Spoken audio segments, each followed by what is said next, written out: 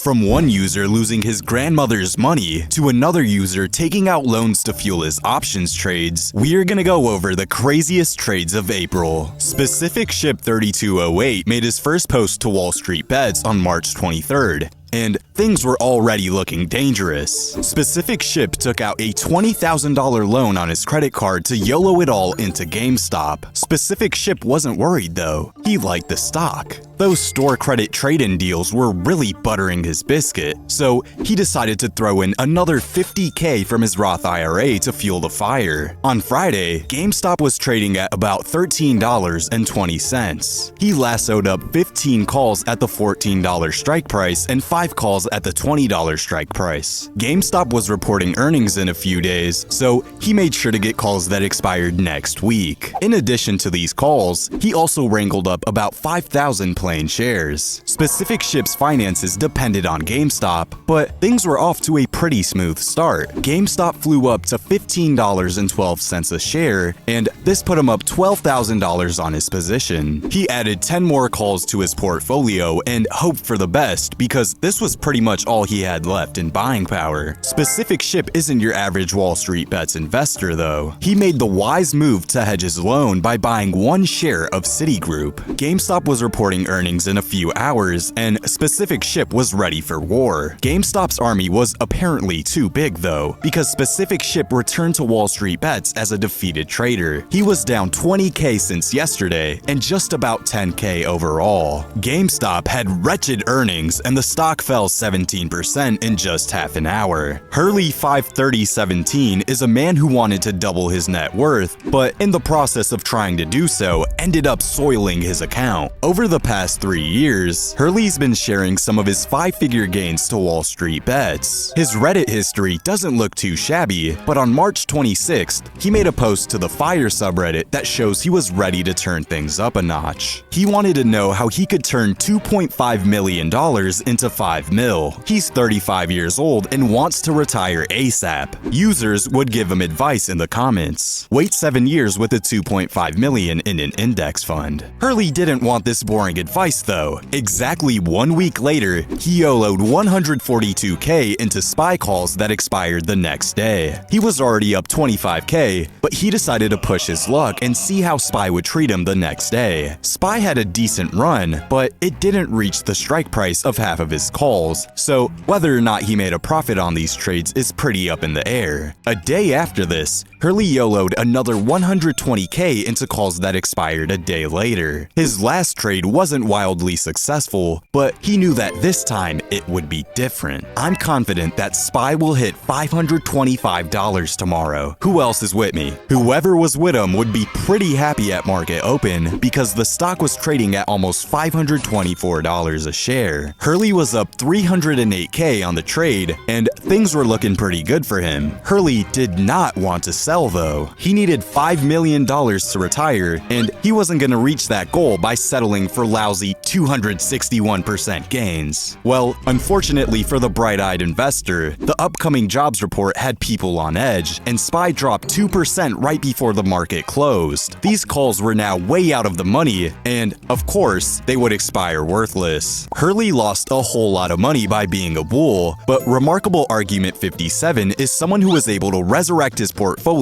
by being a bear. It was April 4th, and things were going normal enough, but something about the way SPY was moving struck a nerve with Remarkable Argument. While Hurley was holding on to his SPY calls, Remarkable Argument decided to buy some puts. His portfolio was only worth about $1,000, and he only had $12 in buying power left. So if SPY didn't come crashing down, his portfolio would be a goner. As the day went on, things weren't looking so good. It was already 1:30, and his portfolio was down 20% for the day. Suddenly, as we already know, the market did a complete 180, and Remarkable Argument's portfolio started to skyrocket. Only 52 minutes later, his portfolio jumped up to $7,500. This gain is already insane, but he felt like SPY still had some falling to do. An hour and a half later, Remarkable argument would return with his final update. His portfolio that was worth only $800 2 hours ago was now worth a whopping $40,500. He locked in a 3,500% gain for the day, but this was nothing compared to the gain Leo Wash's name too got his hands on. If you're someone who is sick and tired of the diciness of the stock market, then look no further, because Kalshi, the sponsor of today's video, is the first legal platform in the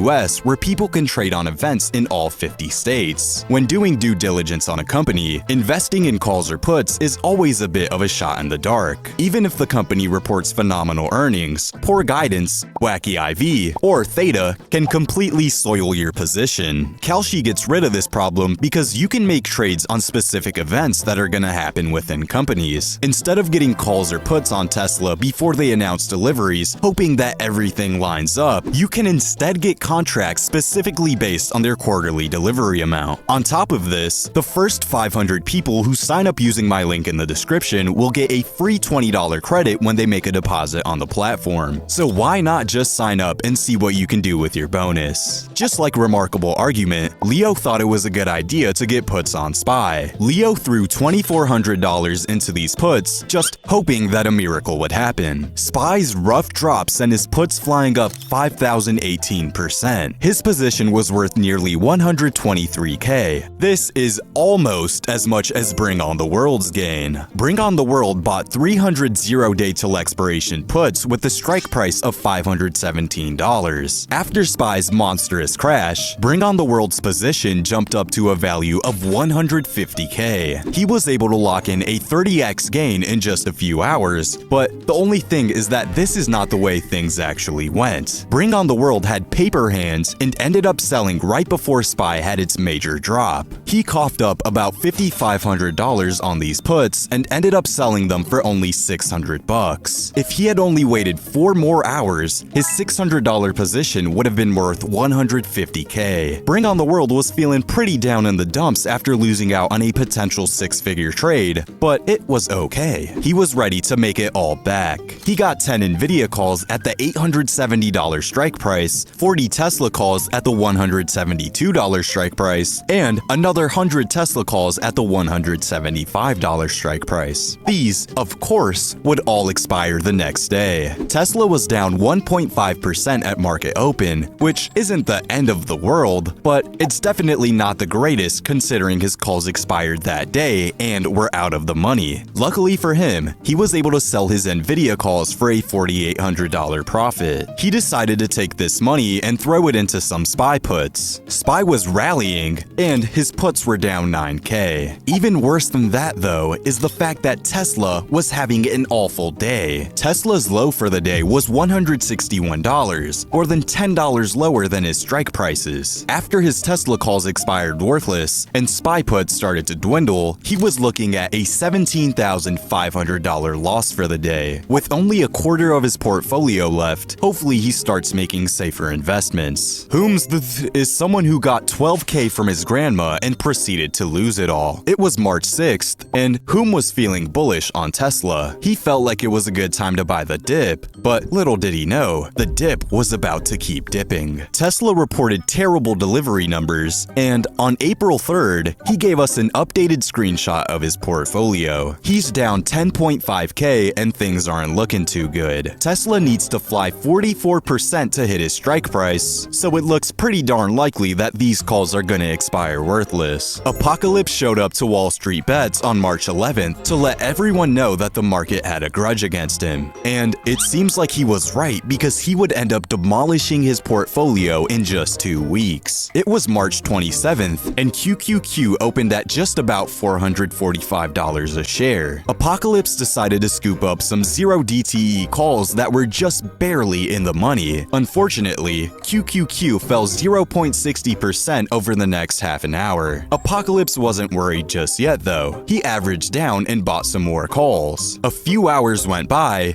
and QQQ still hadn't picked back up. It was looking pretty hopeless for Apocalypse, but he still wanted to average down just in case the stock jumped back up later in the day. Before he knew it, there was only an hour in the trading day left, and his calls were still pretty far out of the money. He realized he messed up and walked away with a 70% loss. And right after selling, QQQ shot back up and these calls were in the money. Apocalypse was looking for the next genius trade and landed his eyes on Mara. He was ready for the happening and YOLO'd $5,300 on Mara calls that expired later in April. On April 3rd, he came to WallStreetBets with sad news. His calls were down 46%. Considering this is most of what he has left, things are looking pretty iffy. But hopefully a miracle happens and his portfolio lives to see another day. Malarkish is someone who deposited $500 right in his Robinhood account and grew it by 5,500% in just a week. Malarkish threw $500 into Google calls on March 21st. Google jumped 2.14% the next day, and he quickly rolled this over into QQQ calls. This took his portfolio to a value of $2,200. He sold these QQQ calls and switched right back over to Google calls. These treated him well and brought him up to 8K. He sold these and picked up SMCI puts that would end up bringing his account value to 16K. Then, right after that, he got out of the money QQQ calls that expired the next day. In the matter of just 5 trading days, Malarkish was able to take his portfolio from just $500 into over 28K. Malarkish's story is pretty crazy, but StirChef is someone who has a story that isn't as pleasant. Back in January, he unfortunately lost his job. This led him to making risky trades on Robinhood. On February 16th, he showed us his portfolio that was down almost 90% for the week. A month later, he was ready to strike again. He climbed out of his bear den and YOLO'd 8K into puts on DraftKings. They were reporting earnings the next day, so he buckled up and got ready to make some money. He definitely did not end up making money though, because DraftKings had amazing earnings. The stock flew 15.5%, and StirChef's puts would of course become worthless. He was a bit shocked, but it was okay because Ulta was reporting earnings after hours. If Ulta came through with good news, then he would be back in the green. He YOLO'd 18K on Ulta calls and got ready to make his money back. He once again did not make any of his money back though, because the stock fell 5.2%. He was sitting on a $26,000 loss for the week. This was no biggie though, because Five Below was reporting earnings, and he felt like he would finally be able to make some money with this stock.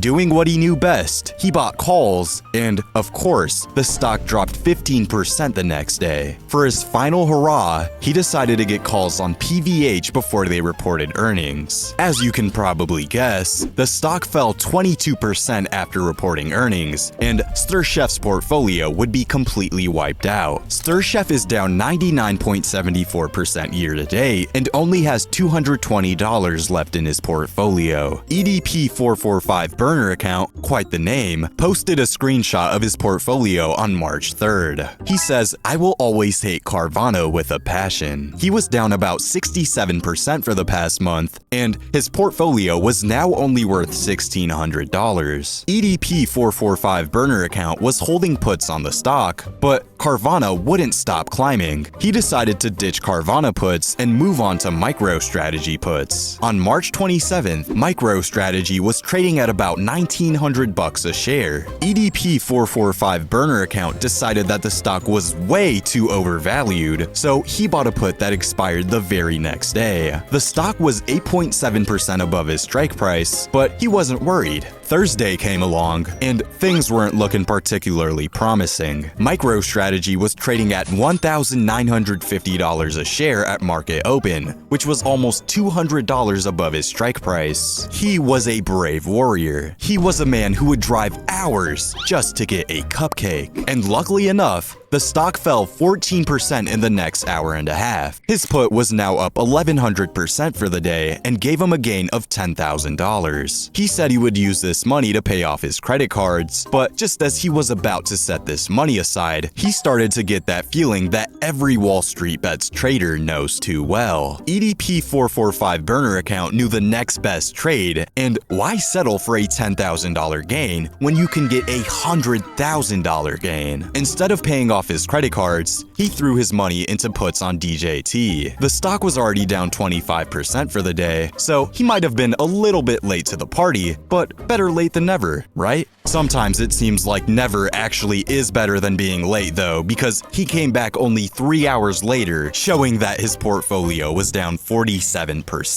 GooseFra is someone who made their first recent post to WallStreetBets on February 21st. Since then, he's posted over $1 million worth of trades. On February 21st, GooseFra dropped $20K into puts on Nvidia. Nvidia was trading at about $690 per share, and these puts had a strike price of $725. So thankfully, he was already in the money. Nvidia flew up 16% the next day, but luckily for him, he already sold his puts and locked in a 60% gain. GooseFra walked away with $12K, but he was hungry for more. The next day, he YOLO'd $7K into 0-day till expiration SPY puts and $13K into puts that expired a week later. SPY stayed below his strike price, but his puts ended up only being in the money by 15 cents, so he definitely took a pretty hefty loss. He let his other puts ride out and even came back 4 days later to add more fuel to the fire. He dropped $12K for 40 more puts. SPY kept rallying for the week, but luckily, GooseFra sold his puts before they did any damage. He sold them for an $1,800 gain, and just like clockwork, he was back at it again only 4 days later. He YOLO'd another $19K on SPY puts that expired 3 days later. SPY dropped 0.60% and he successfully doubled his money. Fresh off his $20K gain, he thought it was a good idea to throw $46K into SPY calls, with half of them expiring the same day and the other half expiring the following week. He closed his 0DTE calls for a $23,000 gain and let his other calls run their course. They were still out of the money by 1.6% though, so GooseFra decided he had enough. He was back to being a bear. On March 13th, he threw $26K into puts that expired a week and a half later. He didn't have to wait a week though, because SPY fell 1.2% the next 2 days, and he was able to get his hands on a gain of $21K. 3 days later, GooseFra threw yet another $31K into SPY puts. He wasn't so lucky this time around though, and he ended up closing out at a $10,000 loss. Ready to get revenge, he dropped $33K on 2-day till expiration SPY calls and ended up selling these calls only a day later for a $52,000 profit. After this, he made a $60,000 profit on Tesla puts, an $8,000 profit with SPY puts a few hours later, a $4,000 profit with SPY puts a day later, a $51,000 gain with more 0DTE SPY puts the next day, a $29,000 gain on SPY puts the day after that, and $36K with SPY puts 3 days after that. Huge shout out to Miguel Hazler and 2008 Ford Fusion for subscribing to the Diamond tier on Patreon. Click the link in the description if you want to be featured in future videos. Don't forget to like, subscribe, and comment who you think had the sickest trade of spring.